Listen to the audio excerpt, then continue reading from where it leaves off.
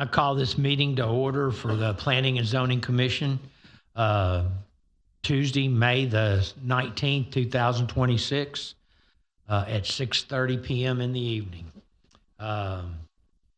We have a call order, roll call, and it looks like we're missing one commissioner, and we have a quorum. So kicking it over to you, staff.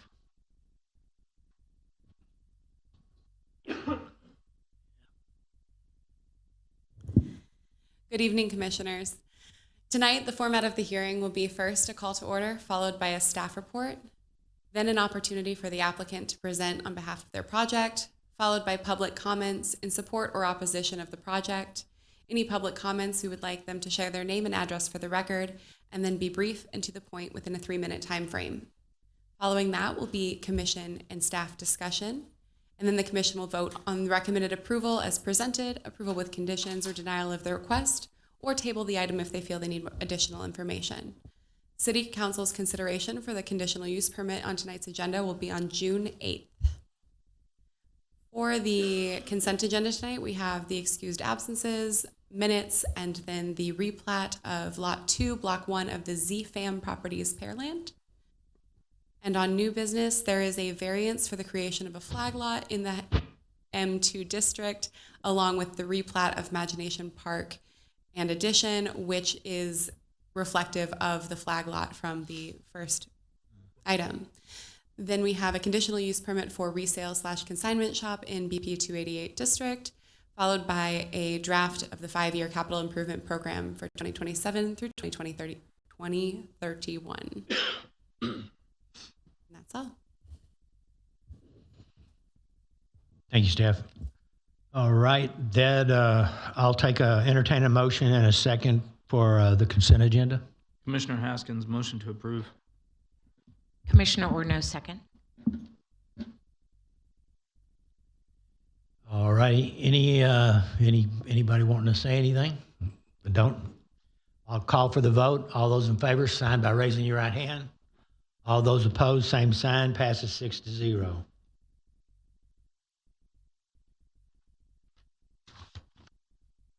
right. Nobody pulled anything from the consent agenda, so we're moving on to new business. Consideration and possible action. VAP 2026-0189, variance for the creation of a flag lot in the heavy industrial M2 district. A request by J.P. Anders, applicant on behalf of Everwood Magnolia LLC, owner, for approval of variance permitted in sections 3.1.1.6 F of the Unified Development Code and ordinance number 2000-T from section 2.6.1.1B2 to allow the creation of 2 flag lots in the heavy industrial M2 district on 30.14 acres of land located at 3902 Magnolia Parkway, Pearland, Texas. I'll entertain a motion in a second. Commissioner Haskins, motion to approve. Commissioner Knight, second. All righty, thank you. We have a motion and a second, so that would turn it over to staff report. Thank you, Chair. So good evening, Chair, members of the Commission. The request, as mentioned, is for a variance for the creation of 2 flag lots in the heavy industrial M2 district. And should be noted that both flag lots are proposed to have a frontage of 50.01 feet. And the proposed use for the entire development, which you'll see on the next page with the plat, is for a warehouse development. So first, on the left-hand side of your screen is the aerial and zoning map of the property. The subject property is that dark purple color, which is the heavy industrial, and we have some same industrial zoning to the east and to the north, and then to the south and the west is some single-family residential zoning. And you'll notice also this site is kind of comes off at the end of like the Magnolia Bridge, so it's kind of at the end of the Magnolia Bridge, which will be noted in the plat. With one of the aspects. And so on the right-hand side of your screen is the proposed plat for the property. The black boundaries are the overall subdivision of land. which includes this lot here, which is the existing development that you would see if you were coming westbound over the bridge. And then the other portion is undeveloped currently. And this request specifically is for the 2 flag lots, which are outlined in red, which both have a 50.01 foot lot width at the frontage, which is that flag lot.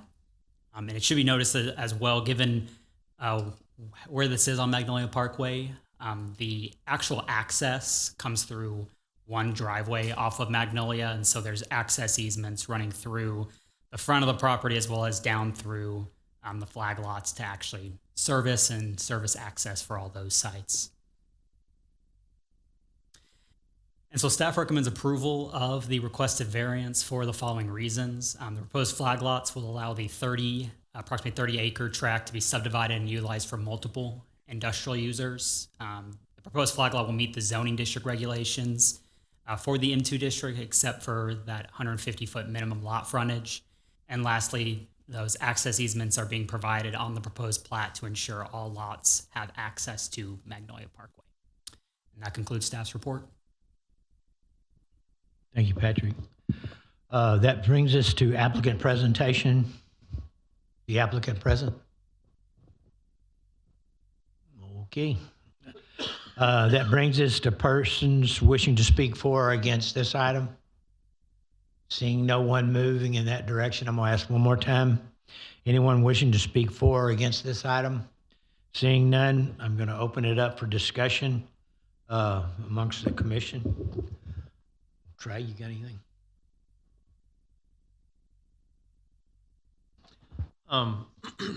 So I'm noticing that the drive is going to cut through the drive of the business that's already there.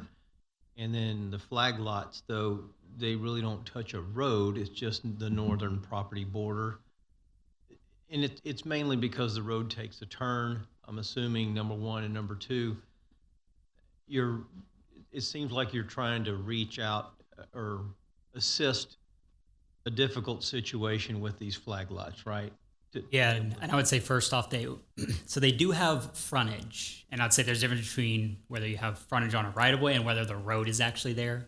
They have the frontage, the required frontage. It's just the way the road is designed. And back in the day, previously, whenever Magnolia wasn't finished yet, the road did run in front of these lots. But then it was improved upon, and this is the next best spot to have the driveway is where they put it, because you can't have the driveway, of course, going over. But the lot is it's a deeper lot while it has frontage, it's a deeper lot that gets a little, unless you find a big user that can take on 20 acres of warehouse development by themselves, you're really not going to find anyone that can actually develop it just for one user. It's more meant for multiple users.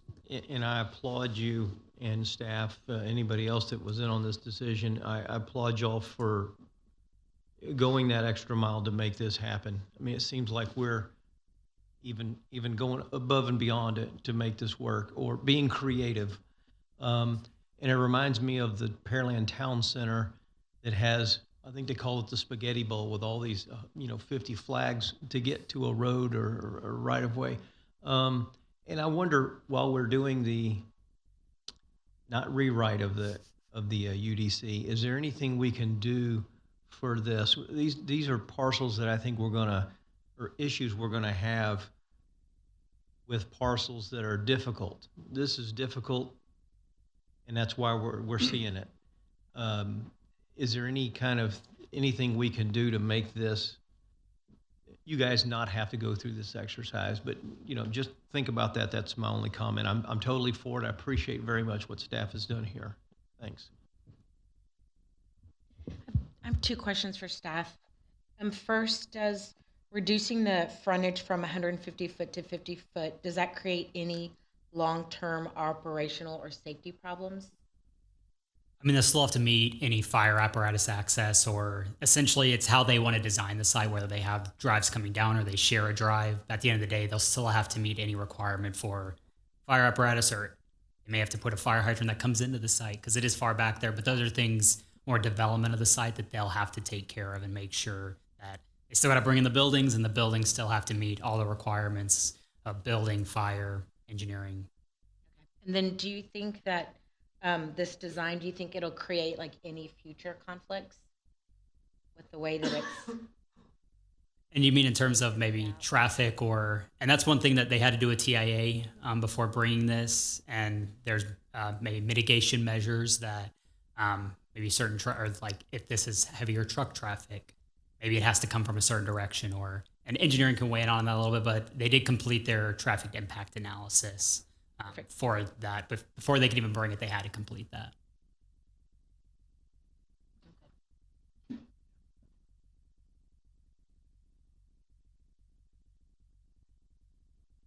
All right, I don't have anything either, so I'm gonna call for the vote. Those in favor, sign by raising your right hand.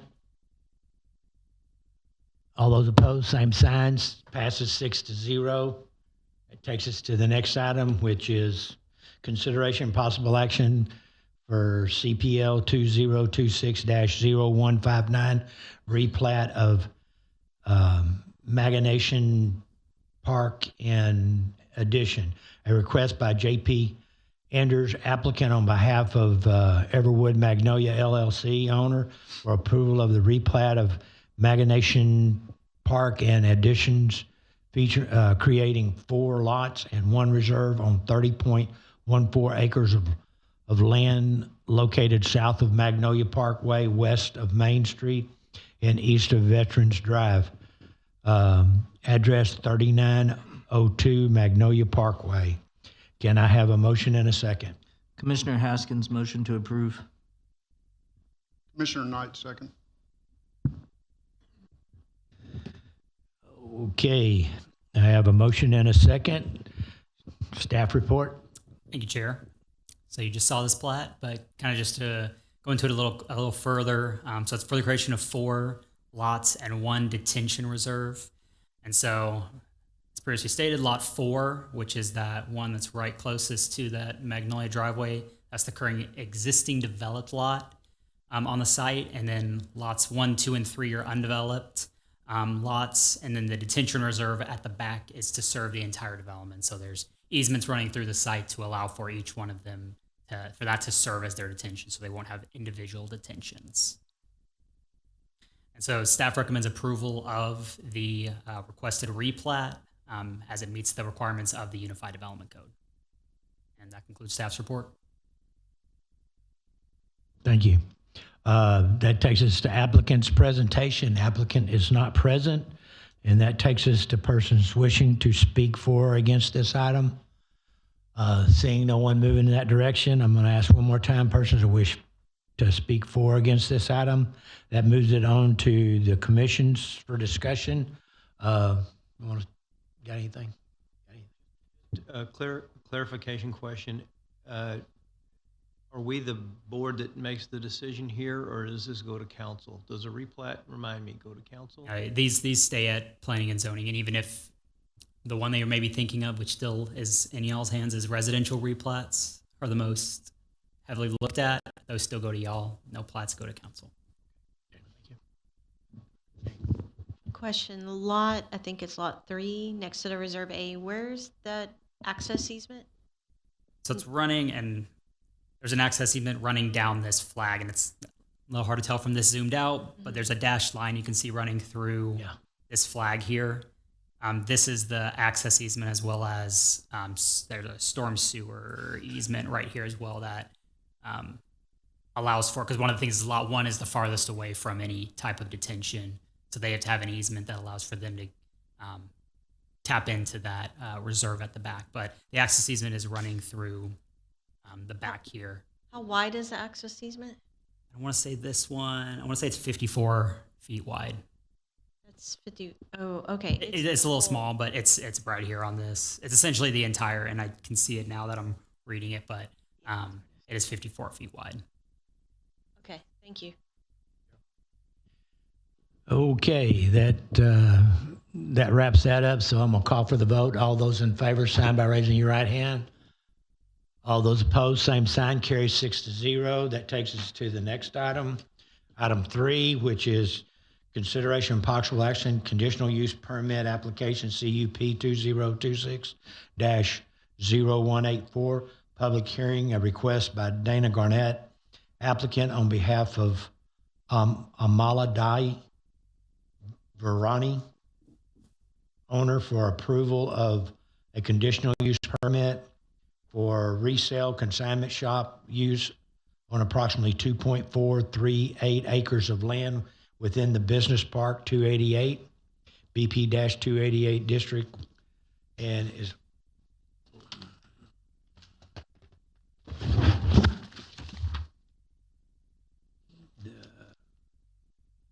address is east of Business Center Drive, south of Broadway Street, and north of Magnolia Parkway, Pearland, Texas. Can I have a motion in a second?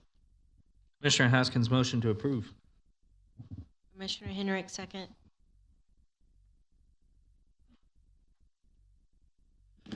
Okay, we have a motion and a second, and we're going to kick it off to staff.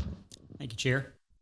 So this is a request that's proposing a 15,000 square foot resale / consignment shop on the subject property, and the store is open to the public for the purpose of dropping off clothing and other apparel items for resale and purchasing. And if you remember, this was a previous CUP as well that came early 2026 that ended up going before council and getting denied. But on this slide, I wanted to provide some of the updates that the applicant made to the CUP. And so for starters, they revised the west elevation, which is elevation facing Business Center, to incorporate a minimum of 25% transparency. They revised the east elevation, which is facing 288, to incorporate aluminum and glass storefront and prefabricated aluminum canopies, with the glazing to be tinted or spandrel to block visibility into the tenant's back of house operations. Third, they provided a larger canopy at the donation area to provide better weather protection. And lastly, they revised the landscape plan to incorporate an additional tree in the landscape island near the truck dock, which will be shown when I get to the site plan. And so to date, staff has not received any comments in support or against the request, and property notices were sent to all property owners within 200 feet, and a notification sign was placed on the property by the applicant. Here we get a look at the subject property outlined in the image. It's within that Business Park 288, and that same zoning is to the north, south, and west, with 288 to the east. And the surrounding uses include the Floor and Decor and the multi-tenant retail to the west, State Highway 288 to the east, and then undeveloped land to the north and south. In terms of the future land use plan, the subject property is within the commercial center place type, and they have that same place type as what surrounds them on all sides. So history on the property was annexed into the city in 1996. It's platted as a part of Lot 2 of the ZFAM Properties plat. And then a replat has been submitted and was on the consent agenda to further subdivide into this lot, and then another lot would be to the north. And then CUP for the proposed resale and consignment shop was denied by City Council on the February 23rd, 2026 meeting. So here we get a look at the subject property and the design plan. Business Center's on the bottom of your screen with 288 on the top. And so access is from Business Center with parking at the front of the property along Business Center. The building is situated roughly in the middle of the lot. The drop-off or donation area is on the right-hand side of the image that you're looking at. So it'd be on the south side of the building. And then the kind of loading dock or loading area is on the left-hand side of the building, which will be your north side of the building. And then the detention for the site is at the back of the lot along 288. Here we get a look at the landscape plan. To note, it has the street trees along Business Center Drive, trees within the parking area, as well as trees within kind of this area right here, which is at that corner where it's kind of used to kind of block the loading dock. And then also trees around the detention pond, which is a requirement of the Business Park 288 district to amenitize, which can be done in a number of different ways, whether that be making it wet, adding trees around it, adding vegetation, or adding a trail or something. So they chose to put the trees around it, vegetation. So here we get a look at the elevations for the property. The The top one is the north elevation, so this would be looking at one of those other undeveloped lots. The bottom image is facing Business Center Drive, so this would be that west elevation. And then here we get a look at the south elevation on the top, so this is just facing another one of those undeveloped lots. And then the bottom image is the 288 frontage, so you see this from 288, and they have noted the windows here, which are tinted or spandrel glass. So the next two slides will just be some renderings that they provided. So this is from Business Center, looking at the site, both images. And then lastly, this is from 288, looking into the site, seeing the detention pond as well as the building on the side that's facing 288.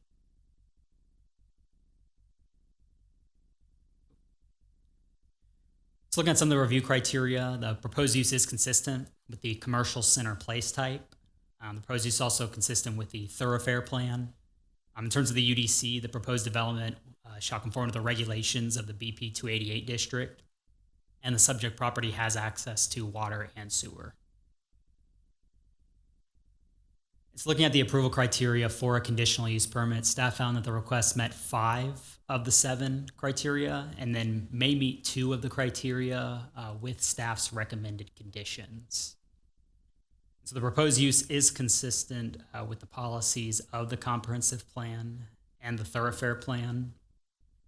So therefore, staff recommends approval of the requested CUP with the following conditions. Condition 1 is that 2 parking lot trees shall be provided in the end cap islands in the row of parking adjacent to the northwest side of the building, and the tree shall be a minimum 3-inch caliper measured at 12 inches above the root ball, and trees shall be evergreen with year-round foliage. Condition 2, the keeping, displaying, or storing of any goods, materials, merchandise, or equipment outside of the principal building shall be prohibited, and any material, debris, or refuse dropped off on site must be located inside the building immediately or be transferred to the dumpster. And condition 3 is that the proposed elevations shall substantially conform to the attached concept elevation sheet, which was those elevations that I showed you, with the requirement that a minimum 25% of the exterior wall facing Business Center Drive shall be transparent. And then condition 4 is that the exterior wall facing State Highway 288 shall provide a minimum of 18% tinted or spandrel glass, as shown on the proposed elevations, and materials shall substantially conform with those illustrated in the concept elevation sheet. And lastly, condition 5, no signage shall be permitted to be placed on the spandrel glass facing State Highway 288. And that concludes staff's report. Okay, thank you. Thank you, Patrick. That takes us to applicant presentation. Is the applicant present? You have a presentation, or are you here just for if we have questions? Okay. All right. That's going to take it to persons wishing to speak for or against this item. Seeing no one moving in that direction, ask one more time. Anyone wishing to speak for or against this item? Seeing none, we're going to open it up to commission. Daryl, you want to kick it off? Yeah, Commissioner Knight, I have a question. If you'll stand, please.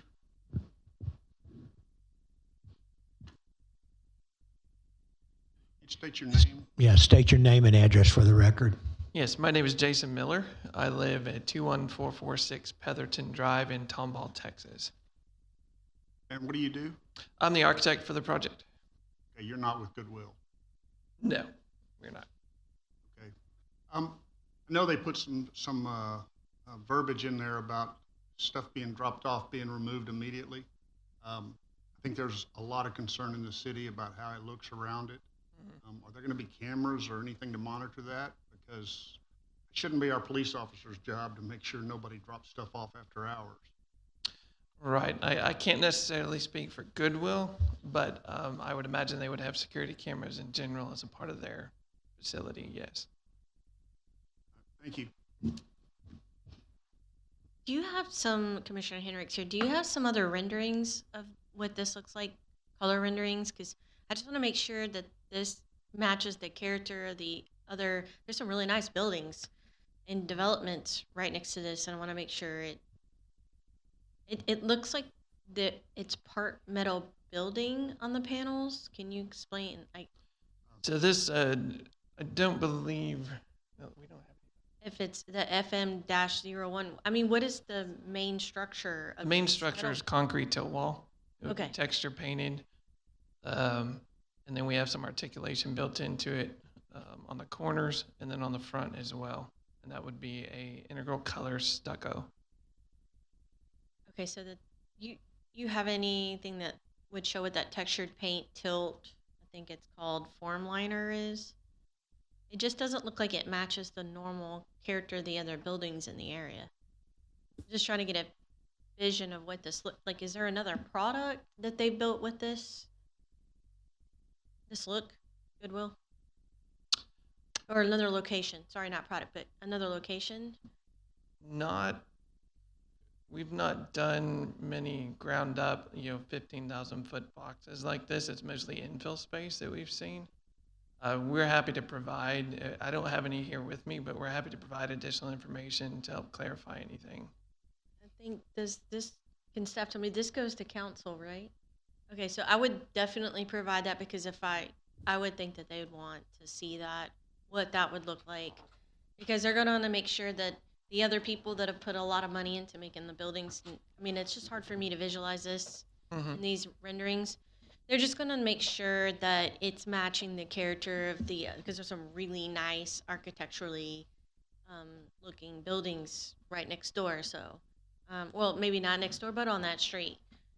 So I would highly recommend you bring something that is built so they can get a better vision of this. And are you referring more to the retail that's across the street? Yes. Same side too, same side. Both. Okay, Yeah. got it.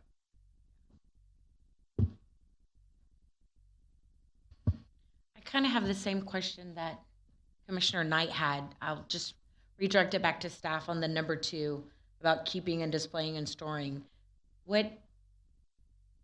How do we handle that? What does that look like?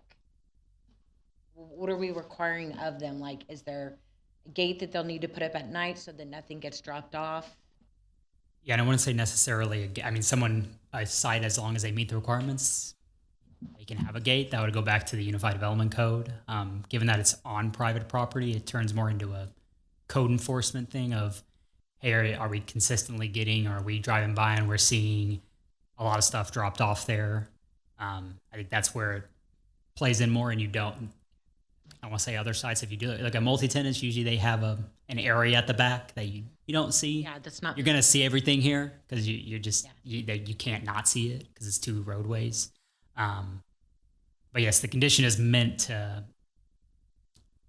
keep stuff off the site.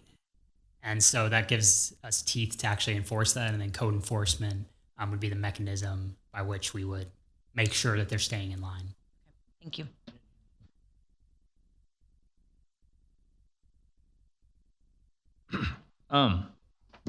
So there's one of these right over, not Goodwill, but the Forgotten Angels have a drop-off place, and I know that we've dropped off overnight, and by the next morning, driving by, it's gone. So, I mean, if we've got a really large concern that it's going to be a nuisance, which I doubt it is, then need to put something in the stipulations. If not, then I think it'll be fine. People are gonna drop off their secondhand stuff, and the next morning they'll pick it up and process it, like they do it at all the other places. I think it looks really good. It's a decent spot for it. It's right there on the highway, so gonna have to keep it clean and make it meet the expectation of the stuff around the facility. But I appreciate you coming back with some additional updates and staff putting it together. Thanks. I echo that. Coming back through the city and taking the comments that were given to you, I'm assuming by council, is great. I'm glad you're back. As for the character of that area, it just seems that it's different. All those buildings are a little different. You have Floor and Decor, which has hardly any transparency in the front. And then you have, what's that, Costco and a few strip centers. I mean, it's just, I don't want to say hodgepodge. They're all good looking. They all met our requirements. And I think this building does too. So I'm definitely for it. I appreciate you guys coming back. Okay, I don't have any comments, so we'll call for the vote. All those in favor, sign by raising your right hand. All those opposed, same sign. Passes 6-0. Congratulations. Now you go fight it out with City Council. All right, that takes us to item 4, and this needs no motion because it's just a presentation. Hey, Chair, just want to check, was that with staff conditions or not with staff conditions? That screwed that up, yep. We need to vote for conditions then, right? I gotta make. I would actually first recommend a motion to reconsider. Okay, can I have a motion to reconsider? Motion to reconsider, Commissioner Haskins. Motion to reconsider, Commissioner Henricks. Okay, So now we vote for reconsidering. reconsider. Okay, all those in favor of reconsidering our vote? Passes 6-0. All right, now I need a motion for the addition, for the additional conditions for staff recommendations 1 through 5. The motion to reconsider, everybody voted for that. So Right. now, I'm sorry, I couldn't hear what you were saying. Everybody had voted for it, yeah. Okay, okay. Okay. Now we need a motion for staff recommendations to be attached to it. I'll make a motion to attach the staff recommendations. Commissioner Henricks, second. All right. All right, I'm call for a vote on adding the conditions. All those in favor, sign by raising your right hand. All those opposed, same sign. Passes 6-0. Do we need to go ahead and do the other one again?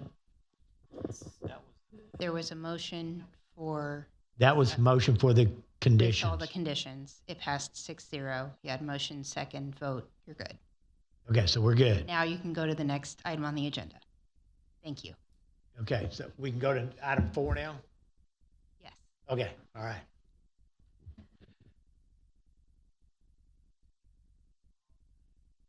This to consideration for draft 5-year capital improvement program 2027 through 2031. It's a presentation for the capital improvement plan. So this will be coming back to us later for a vote. This right here is just for us to listen to see what all is going to happen. So take it away. Good evening, Planning and Zoning Commission. I'm Fabiola Di Carvalho, Assistant Director of Capital Projects with the Engineering and Public Works Department. It is my pleasure and a privilege to be in front of you to present the City of Pearland's draft 5-year capital improvement program from fiscal year 27 through 31. We took note of your comments last year in regards to allowing you more time to review the 5-year CIP in order to submit your recommendation to City Council. So tonight, we are presenting you with the draft program in anticipation of our final presentation on June 1st, when we will seek your recommendation to City Council as per our city charter. So no action is needed from you tonight, but we look forward to your feedback. And here's an overview of what we'll be covering. We'll cover the city charter section that pertains to P&Z Commission role in capital improvement program.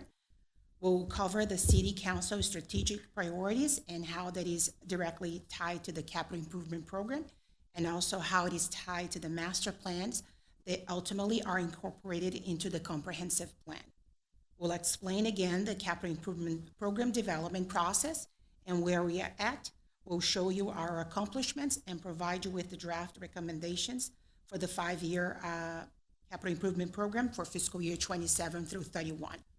We'll open up for discussions and questions at the end. According to the City of Pearland City Charter, Section 7.01, subsection D in paragraph 6, that speaks to the power and duties of the Planning and Zoning Commission, which read as follows. Submit annually to the city manager, no less than 90 days prior to the beginning of the budget year, a list of recommendations of capital improvements, which, in the opinion of the commission, are necessary or desirable to be constructed during the forthcoming 5 years.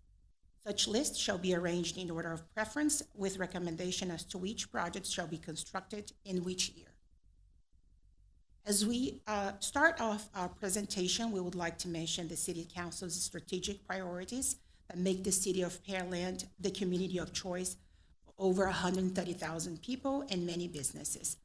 The 6 priorities are trusted government, strong economy, safe community, sustainable infrastructure, resilient finances, and connected community. These priorities explain why, what, and how we do things at the city. And as you know, the Capital Improvement Program is a living document that is updated annually to allow City Council to adjust priorities based on changing community needs, economic conditions, or new opportunities. As you will see tonight, many of these services we provide to the city fall in more than one priority. The City of Pearland maintains a holistic approach to the Capital Improvement Program. To these, we leverage various planning documents to assess the capacity of our existing infrastructure and forecast future needs within the community. For instance, the city's comprehensive plan, which is a long-range planning policy document approved by the Commission, incorporates master plans such as for water, wastewater, and transportation. That serves as a blueprint for our community's future growth, development, and redevelopment.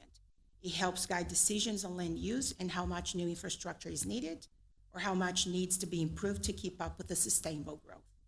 The Capital Improvement Program incorporates the recommendations from these master plans and prioritizes based on Council's strategic priorities into the annual budget, which then gets approved by Council. The 5-year program, which will be presented to you tonight, addresses the needs of the city, ensuring high-quality services with a transparent process, providing investments that makes the community more attractive to residents and businesses, ensuring safety, providing sustainable infrastructure based on financial resilience, and fostering a connected community through the wonderful amenities city has to offer. Although the 5-year CIP document is revised every year to accommodate new projects, reflect changes in ongoing projects, every year we extend one more year to the program so that we always have a 5-year program. The first year is approved by Council and becomes the annual budget. The following 4 years are added to the program for financial forecast. Improvements identified in subsequent years are approved only on a planning basis and do not receive appropriation. The creation of the 5-year capital improvement program is an in-depth, year-long process involving every department within the city.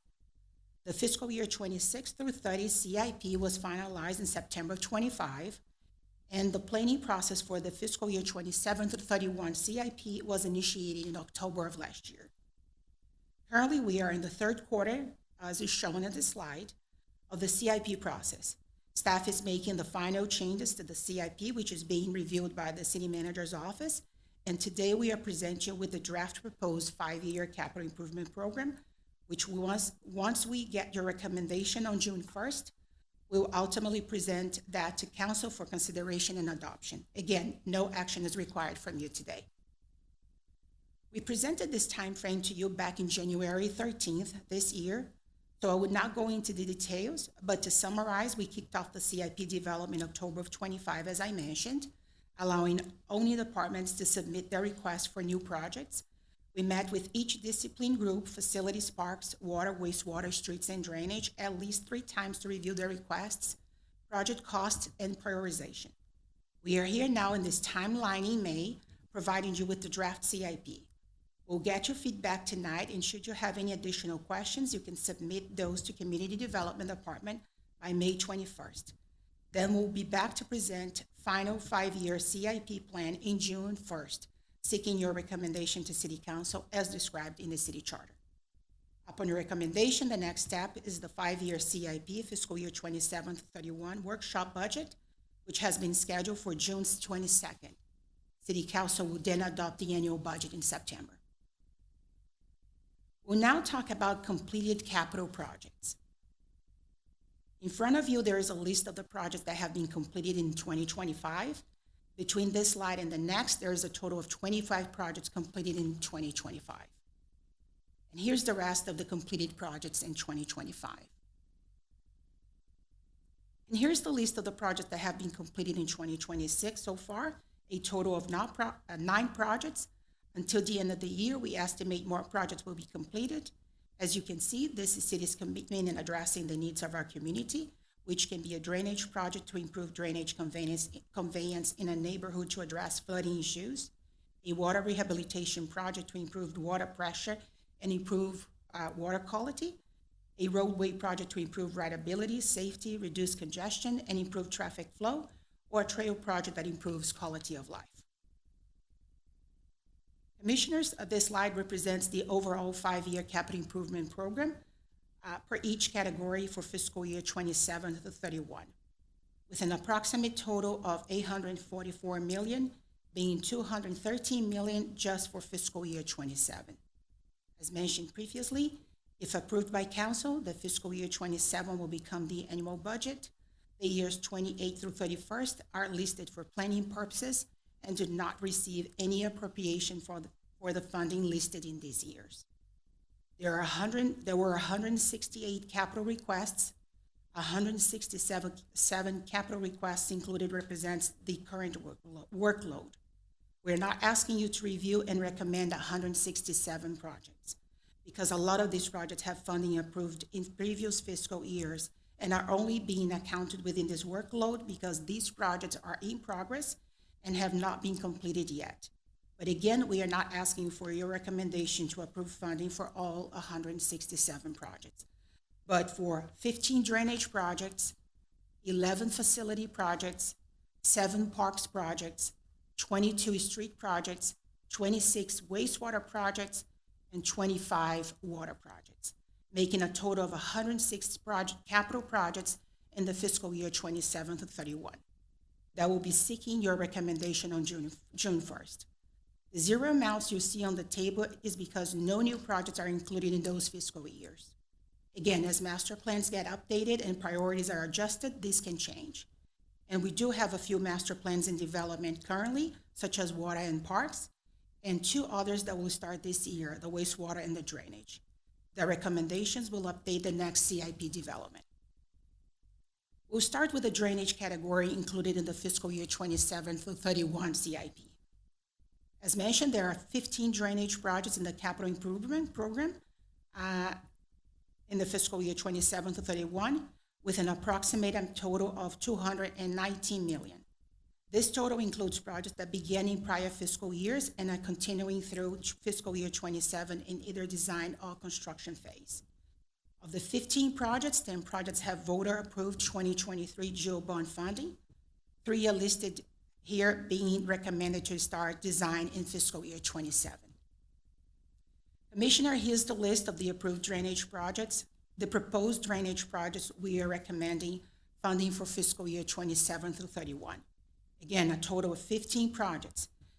Please note that DR 2601 and DR 2602 have been combined, and DR 2701, DR 2702, and DR 2704 have also been combined.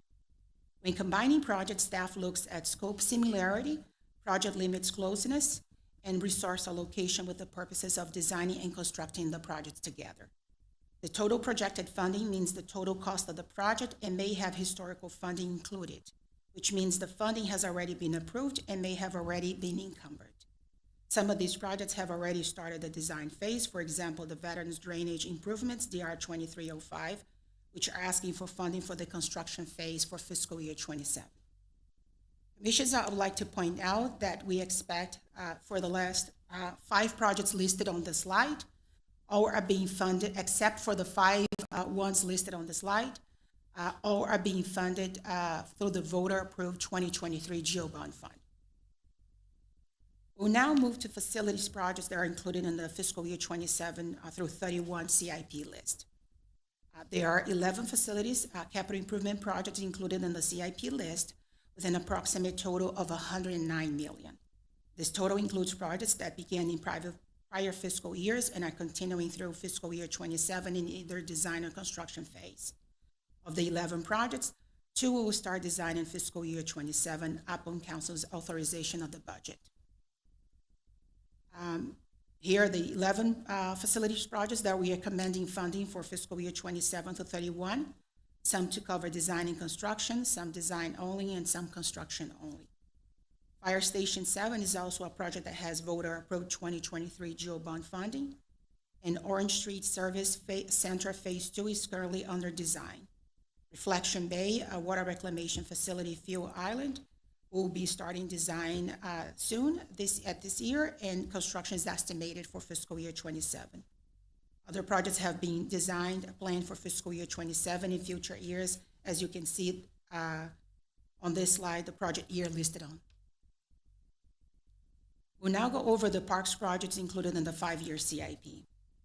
There are 7 parks capital improvement projects included in the CIP list with an approximate total of $54 million.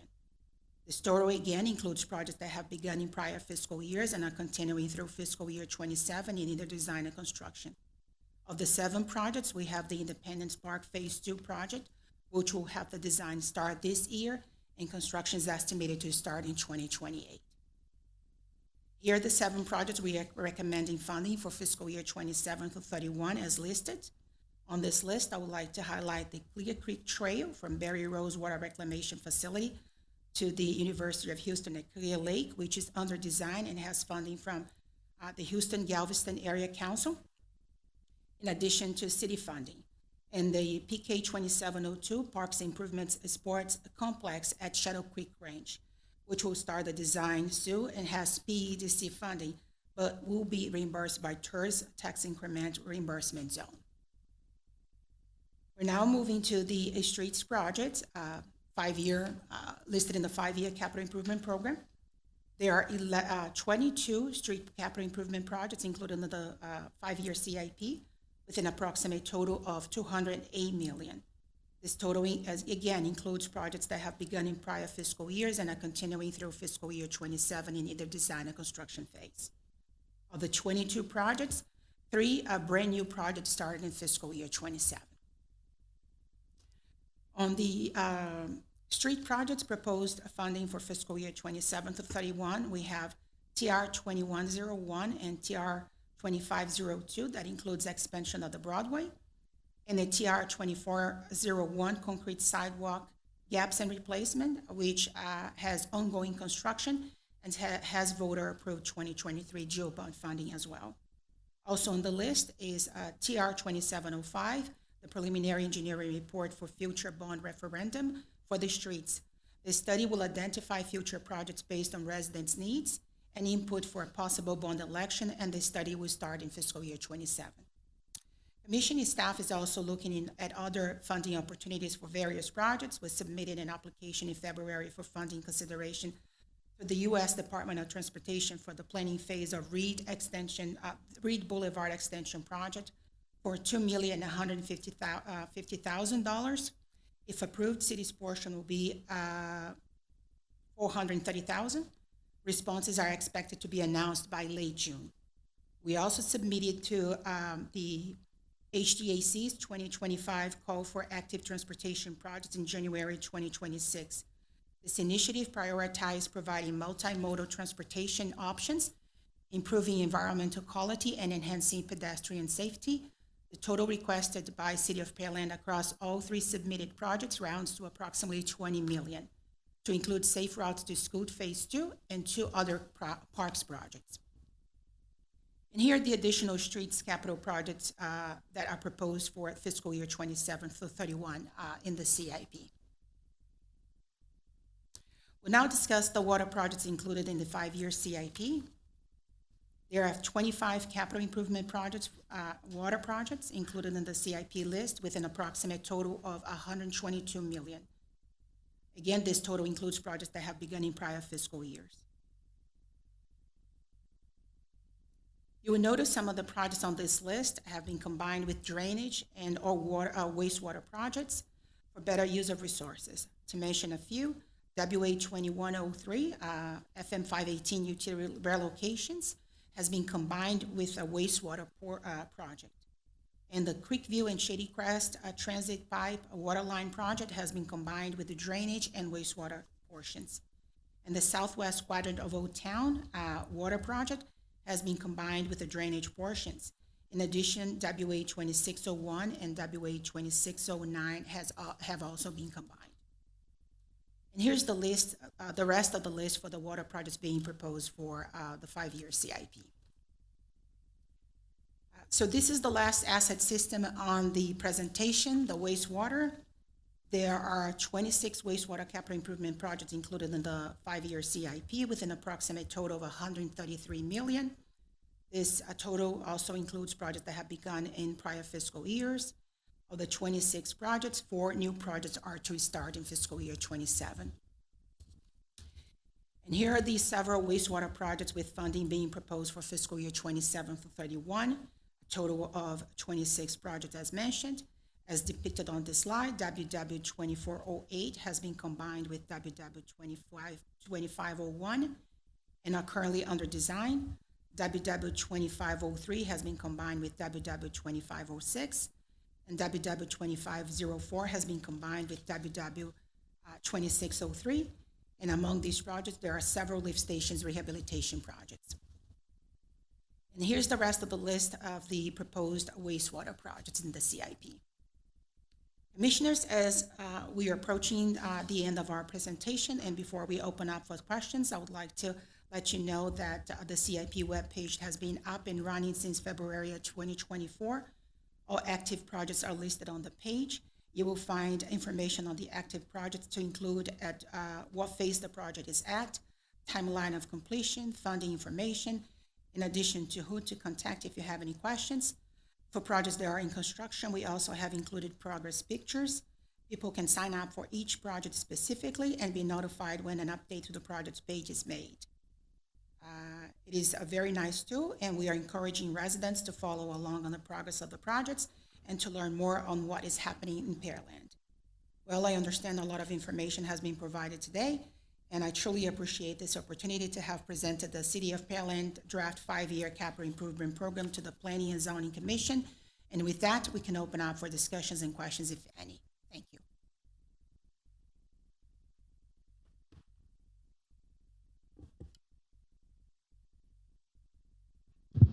I noticed on, this is Commissioner Knight, I noticed on some of the years there's a 0. Is that just because nothing's been planned, or there's nothing available that year?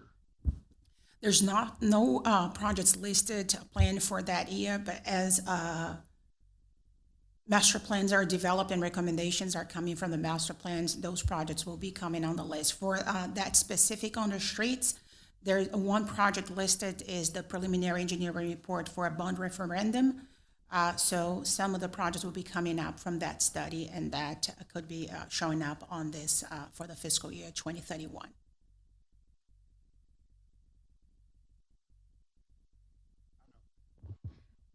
Commissioner Hendricks here. It looks like these are all very valid, important projects that need to occur. I'm just always got a sticker shock, so I get it though.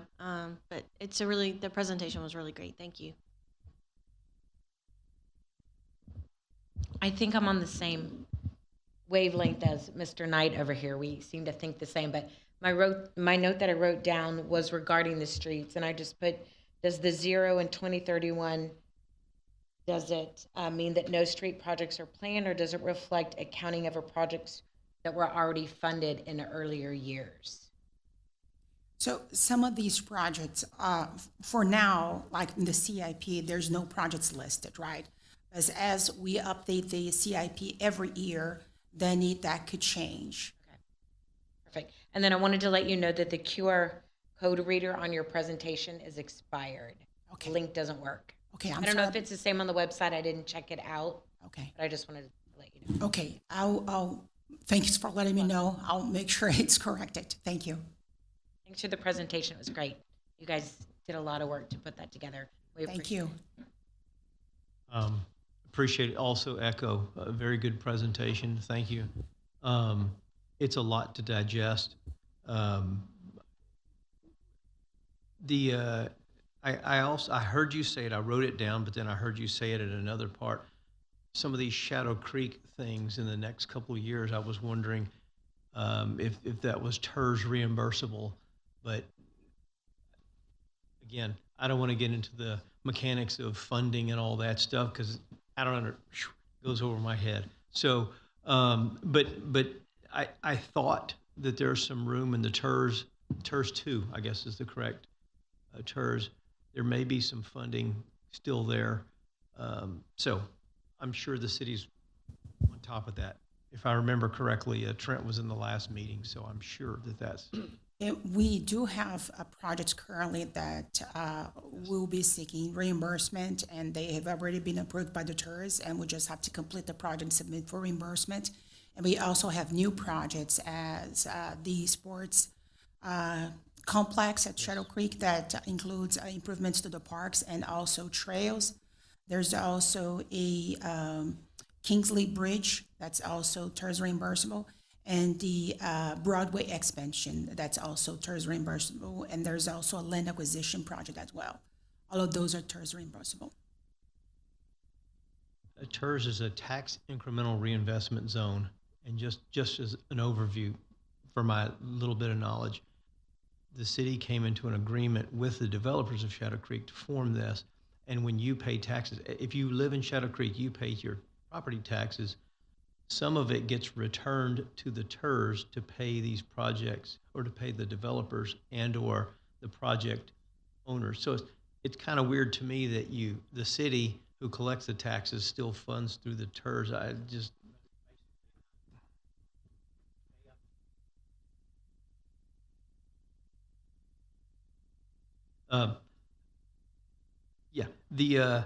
The parks, when I looked at the parks, if you even want to go to that totals page, I saw the same thing I think one of you referred to, that let's see, I think it was page 10 or 12. That's it. I noticed that the parks was a 0 and then 2 almost de minimis numbers in 2030 and 2031. And I'm assuming what you said earlier is they'll probably meet and put some things in there, but for right now, they don't have anything big or major proposed for 29, 30, and 31. Is that For parks? Yes, ma'am. That's correct. And Okay. we are currently finalizing the parks master plan. So as come next year, then we'll have the recommendations to be listed in the plan. All right. And the McCowa Street, $64 million, is that something that we get any kind of reimbursement through the state or feds or? So we currently have an agreement called the AFA with TxDOT.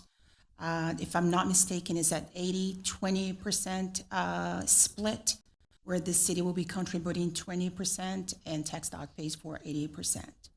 12 million sounds a lot better than 64. That's great. Thank you. Thank you again. A great presentation.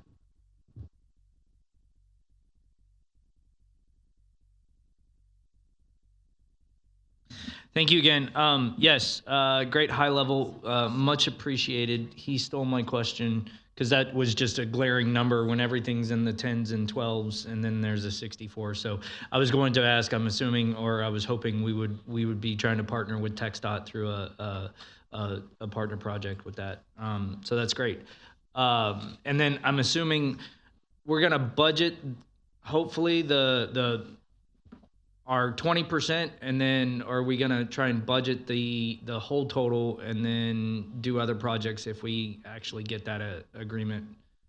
If I'm not mistaken, we have to budget for the whole amount, as when the TxDOT will be overseeing the construction of this project. So as the project gets bid, if I'm not mistaken, 90 days prior to that or 60 days, the city has to advance the funds.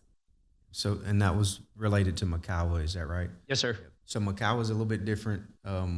If we put the total cost from that McCowa project in the CIP, that would inflate our rates. So our agreement with TxDOT is only to pay our portion, and we would pay our portion up front. So the CIP does not fully reflect the total cost of the project. It only reflects the city's expected expenditures. The total right now, I think, on that AFA is about $120 million. Does it include the bridge or bridges? Yes, it does include Yeah. bridges. Okay.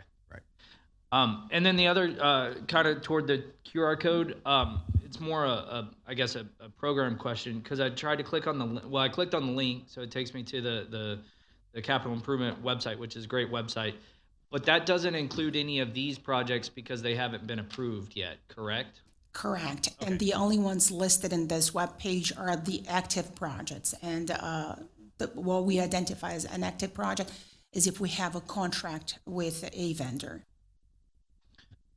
Okay, and then so once these get approved in CIP and they get into a certain stage, whether it be planning or engineering or construction, then those will go on that website. Yes, as if let's say a project's just in the study phase and we have finalized the professional services agreement, that project will be on the list. If we started the design and we have a contract finalized, that would be on the list. If we're still negotiating a contract, that would not be on the list until that contract is finalized. So where do we get the detail information of the projects that are on the list in here if it's not on the website? I think we could provide that to you. Like the limits, If you'd because like. that's really what I was, because it says the scope and limits of work. And so if it's only active projects, which is, I understand, then where can we get kind of the scope of what the project is so that we could look at it a little bit? This list is finalized when council approved the budget, and then that comes out of the CIP. But if you'd like more detailed, I can provide that to you next time we present on June 1st. So are you asking for the details on the projects that are in this presentation? Right, because again, if you're looking at that last page that's up right there, over to the left, it says the scope and work and limits of work. But when you click on the link, it's only active projects, which don't include these. Right. I was just looking for a little bit more detail on these projects that were presented tonight. So if they're not on here, which the level of detail on the website for the active projects is enough, right? And so that, yeah, all that's what I was looking for. And so typically, and especially for like the active projects, right? We still have another few projects, 10, 20 projects, maybe a little bit more, that may not be active projects, but are still in the CIP that are included on, if you navigate to Finance's webpage and go to the budget book and click into the 5-year CIP, then all the details for the current approved CIP projects are in that budget book. That level of detail won't be published until CIP and the budget gets approved by council, and we publish the FY27 budget. Perfect. Thank you. One thing I'm going to make clear, we did this to Fabiola last time, and we're not going to do it again. She came in here with a 400 sheet report, and it was very detailed and everything, and then we told her that was too much, and she scaled it down for us. She scaled this down for us. If we can go into the website and find the information that we want to look at, we don't need to have her come out and try to do a presentation to give us all the scopes and the jobs and stuff like that. That's Right. something that we can dig up on our own. Right, and that's why I was asking because of that specifically. Yep. Yeah, I just wanted to make sure that. Now, let me ask you on the parks. The all-inclusive park and stuff, is that figured into this, or like at Independence Park, that's one they've got targeted for the all-inclusive for handicap and stuff like that. Is the city doing any of that? Because I know that we're doing fundraising and stuff to try to get $5 million so we can put into this in order to have the equipment and the advantages for people to be able to, whether it's a parent that's handicapped or whether it's a child that's handicapped. Yeah, we do have accessibility included in the scope of the project. We haven't started the design yet, but yes, we have that included. Okay. All right. Well, okay. We got another question. I'm sorry, I have one more question. when I'm looking at the street projects, I'm kind of a numbers girl. And so is there a way going forward where maybe there could be an asterisk or a header or something that tells me on the street projects what projects that we're partnered with TxDOT that we're going to get funding on? Yeah, we can do 'Cause that. I know it's several in there, right? I guess because I'm newer to the city, I figured a few of them, but then there were some I didn't know. And you don't have to answer that now. But just as someone that which was ones? on city council, that's something that I like to look at. So looking at this list is TR 2101, Yeah, that was the one I was pretty sure. TR 2502, 0601, 26, no, not 26, no. Can you go to the next slide?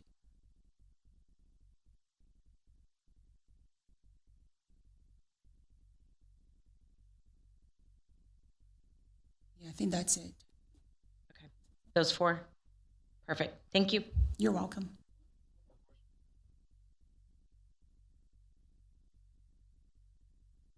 Yeah, Commissioner Knight, one more question. I think you said it, and I just want to make sure I understand it. All of these numbers, it says total projected funding, but that is the city's net, correct?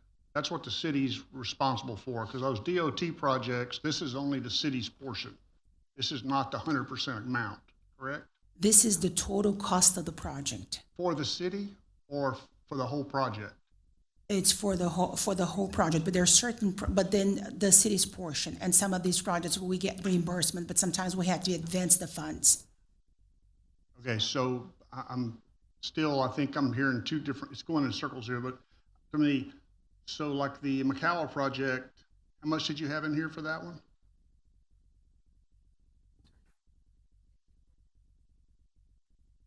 Yeah, 60, there it is.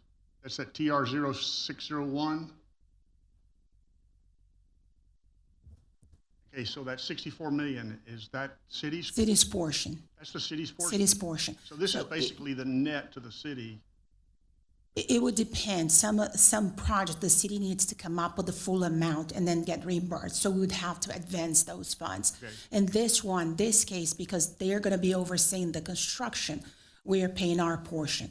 But if we do have, there are certain projects, it all depends on the agreement that we have with the agency. Okay.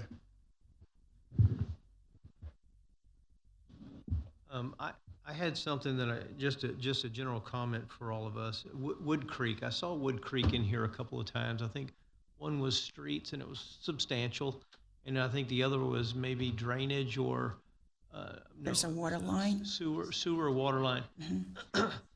And it makes me think Wood Creek. My sister moved into Wood Creek, bought a brand new house back years and years and years ago. It just makes me think that's an older neighborhood, right? Compared to Silver Lake, Shadow Creek, those Avalon, and it brings back to me that larger lots, widths, the cost per house is significant. When we were tasked years ago, keep 60 foot. I mean, we want 60 foot and bigger, larger lots, right? But you take a 50-foot lot versus an 80-foot lot, and now you say, I'm going to run a new water line or a new street. That cost is 60% more just from the geography alone. So I guess I'm saying I'm more cognizant now, and I'm more favorable to smaller lots for affordability and for this type thing. 20, 30, 40, 50 years from now, we're going to be building a whole bunch of more roads in Shadow Creek and all these other neighborhoods that are newer in today's world, but they won't be 50 years from now. So just a side comment. Thank you again. Great presentation. Okay, thank you, Fabiello and Lorenzo. Y'all did a great job. All right, that ends this discussion unless Vance has got something he wants to say. Good. All right, that takes it to City Council update report. Hello again, Commissioners. So we've had 2 meetings of City Council since the last time we met as a Planning and Zoning Commission without being a workshop. The first was May 11th. There was a CUP for an accessory dwelling unit at 13025 Wilkie Road. The vote for that was unsuccessful with a vote of 0-7. Then there was a CUP for the adult daycare within the Neighborhood Services District at 7924 Broadway, Suite 102. It passed with a vote of 7-0. On May 18th, so last night, there was a zone change for the 9.143 acres from Spectrum 3 and Spectrum 4 districts to the LNR Creek Plan Development. It passed by a vote of 7-1 for first reading. And a CUP for sheltered care facility, the Forgotten Angels site at 3301 Industrial in GB. It passed with a vote of 7-0. 7-0 on the zone change as well. I'm sorry, I skipped that line. The CUP for the convenience store or Quick Trip at 4213 McCard was approved with conditions. It was the staff conditions, including the access to the rear property, building facades to conform to the picture, and the columns to be wrapped with masonry. That was approved with conditions, 7-0 as well. The next regular P&Z meeting is June 1st at 6:30, and the next PZ Council workshop is June 8th at 5 p.m. And that's all. June at 5 o'clock, it's a workshop. So I believe the workshops are going to actually be 3 to 5 and 5 to 6. I need to confirm that. But the topics are going to be, we're going to have a UDC update to cover the trigger tables. That's going to be another 2-hour workshop. And the goal there will be to cover both trigger tables, both meaning the normal one of just if a business, an existing business does work, what it takes to, what are the triggers or thresholds to make them have to come into compliance with landscaping or signage, normal trigger table for regular development. And then the other one's going to be a trigger table related to nonconformities created by the TxDOT widening. And so if your property was impacted 15%, what should they have to put back? And just talk through some of those items. And then so that's the UDC update. And then the other workshop, which would be the 1-hour one, is we have a build to rent community that applicant would like to discuss at Ower and Broadway. It's about 20 acres in that area by the new Braun development. And so those are the two. Where's it located? It's west side of town. It's just west of Colon. Oh, behind Hash Kitchen, the new Braun development. But yeah, County Road, Smith Road or County Road 666. Okay. And those are the 2 workshop topics. All righty. Well, if nobody has any more questions, we're going to adjourn this meeting at 7:42.